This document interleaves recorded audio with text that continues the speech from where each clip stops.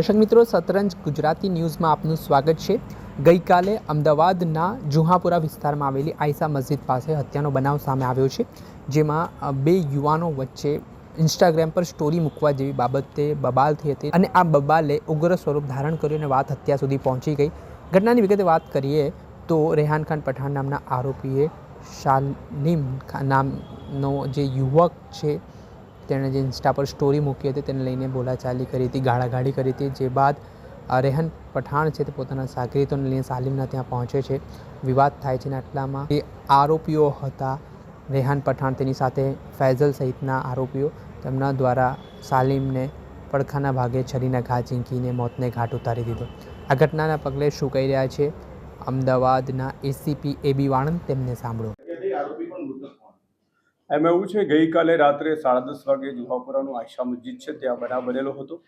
ફરિયાદી છે તાહિર ઇમ્તાઝ અલી શેખ અને જે મરણજનાર છે એનો ભાઈ છે મોહમ્મદ સાલી કરીને। બનાવ એવું છે કે મોહમ્મદ સાલી છે જે આયશા મસ્જિદ છે ત્યાં પોતે 10:30 વાગ્યાની આસપાસ હાજર હતો। એ વખતે એણે આરોપીઓ જે છે રેહાન ઉર્ફે 525 અને ફૈઝાન ઉર્ફે ફૈઝ એની સાથે મારામારી થયેલી હતી। એ વખતે એણે ફોન કરીને મિત્ર છે કાસિફ આસિફ અલી શેખ એને ફોન કરીને કીધું કે અહીંયા મારી સાથે મારામારી કરે છે, તું આવી જા।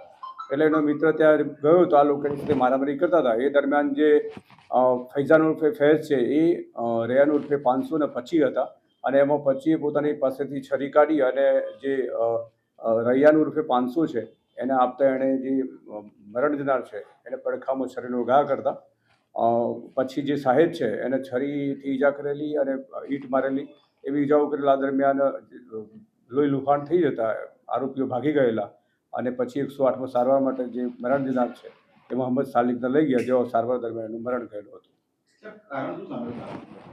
અત્યારે જો તપાસમાં જે ખુલ્યું છે એ પ્રમાણે તો મારામારીનો બનાવ બનેલો હતો અને જે મરણ જનાર છે એની સાથે જ મારામારી થયેલી હતી। જે સાહેબ જગ્યા ઉપર બોલાવ્યો એને એવું જ કીધેલું હતું કે મને મારી સાથે ઝઘડો કરે છે, આવી જા। એટલે અત્યારે હાલ પૂરતું તો એવું છે કોઈ કારણસર મારામારી થયેલી હતી અને એમાં હત્યાનો બનાવ બનેલો છે। તપાસ દરમિયાન જે સાચું હશે તે ત્યારે આવશે।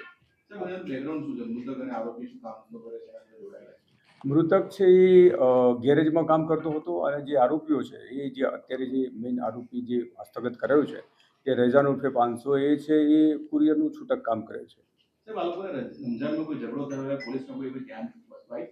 નહીં, અત્યાર સુધીમાં એવું કોઈ ધ્યાન ઉપર આવ્યું નથી કે આ લોકોના અગાઉ મારામારી કે બનાવ કે ઝઘડો થયેલો હતો।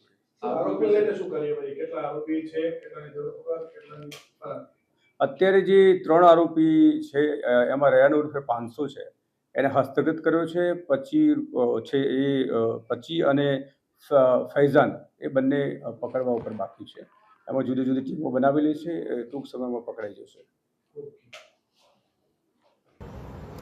આપણે સાંભળ્યા હતા સ્થાનિક એસીપી એબી વાણંદ, તેમણે સમગ્ર ઘટનાને લઈને માહિતી આપી છે અને જે આખો હત્યાનો બનાવ સામે આવ્યો છે જેમાં જવાનજોત યુવાને જે મોતને ભેટ્યો છે તેના કારણે મૃતક પરિવારજનોમાં હૈયાફાટુદન જોવા મળી રહ્યું છે અને ન્યાયની માંગ પરિવારજનો દ્વારા કરવામાં આવી રહી છે।